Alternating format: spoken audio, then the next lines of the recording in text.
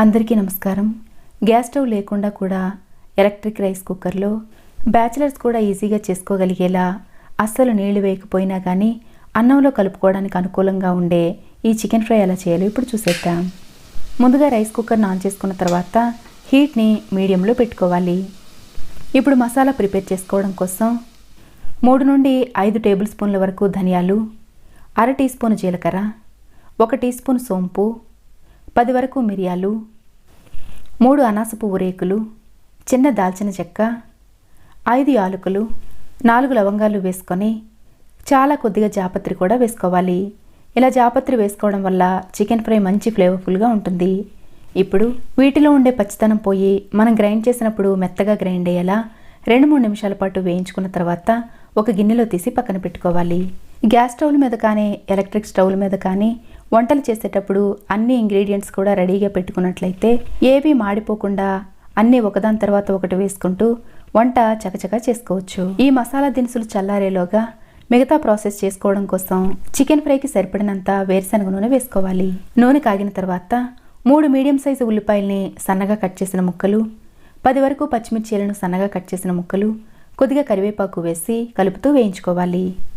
Chicken ఫ్రైకి కొంచెం నూనె ఎక్కువ ఉంటేనే టేస్ట్ బాగుంటుంది కాబట్టి తక్కువ కాకుండా సరిపడినంత వేసుకోవాలి. ఈ ఉల్లిపాయలు కొంచెం సేపు వేగిన తర్వాత ఇందులో ఫ్రైకి సరిపడినంత ఉప్పు వేసుకోవాలి. ఇక్కడ నేను 3 టీ స్పూన్ల వరకు ఉప్పు వేసాను. ఇప్పుడు ఉల్లిపాయలు ఇలా చక్కగా మగ్గిన తర్వాత 2 టేబుల్ స్పూన్ల వరకు అల్లం వెల్లుల్లి పేస్టు, 1/2 టీ స్పూన్ పసుపు వేసి ఇందులో ఉండే పచ్చితనం పోయేలా మరొక 2-3 నిమిషాల పాటు కలుపుతూ వేయించుకోవాలి. ఇప్పుడు ఇందులో చక్కగా కడిగి క్లీన్ చేసుకున్న కిలో చికెన్ని అస్సలు నీళ్లు రాకుండా చేత్తో వేసుకోవాలి. ఇప్పుడు ఇదంతా ఒకసారి కలుపుకున్న తర్వాత ఈ ఎలక్ట్రిక్ కుక్కర్లో హీట్ని హై హీట్లోకి అడ్జస్ట్ చేసుకోవాలి. మనం చికెన్ ఫ్రై చేసినా కర్రీ చేసినా కానీ ఇలా నూనెలో చికెన్ వేసుకున్న తర్వాత మంటని లేదా హీట్ని హై హీట్లోకి అడ్జస్ట్ చేసుకుని 5-6 నిమిషాల పాటు వేయించుకున్నట్లయితే ఇందులో ఉండే స్మెల్ అంతా పోయి చికెన్ మంచి ఫ్లేవర్ఫుల్గా ఉంటుంది.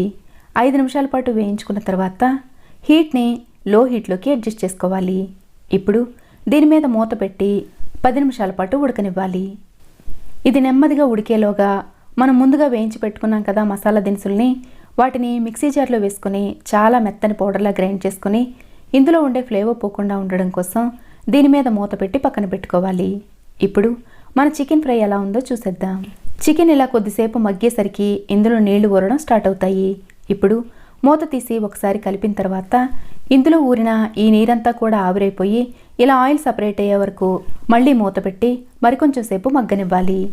ఇలా లో హీట్లో దాదాపు పావుగంట పాటు ఉడికిన తర్వాత ఇలా ఆయిల్ సపరేట్ అవుతూ ఉంటుంది. ఇప్పుడు తినే కారానికి తగ్గట్టు మంచి కలర్ ఉండి స్పైసీ తక్కువ ఉండే కారాన్ని వేసుకోవాలి.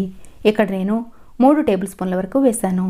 దీనితో పాటే మనం గ్రైండ్ చేసి పెట్టుకున్న మసాలా పొడి కూడా వేసి కొద్దిగా కరివేపాకు కూడా వేసి ఒకసారి బాగా కలిపి మళ్ళీ మూత పెట్టి లో హీట్లోనే 5-6 నిమిషాల పాటు మగ్గనివ్వాలి.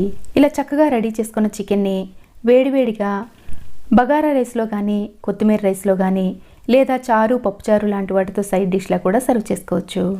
బ్యాచిలర్స్ లాంటి వాళ్ళు మసాలా గ్రైండ్ చేసుకోవడం కష్టం అనుకున్నట్లయితే బయట దొరికే మసాలా పొడులు కూడా వాడుకోవచ్చు. చాలా సింపుల్గా కేవలం అరగంటలో చేసుకోగలిగే ఈ టేస్టీ చికెన్ ఫ్రై మీకు కూడా నచ్చినట్లయితే లైక్ చేయడం మర్చిపోకండి. థ్యాంక్స్.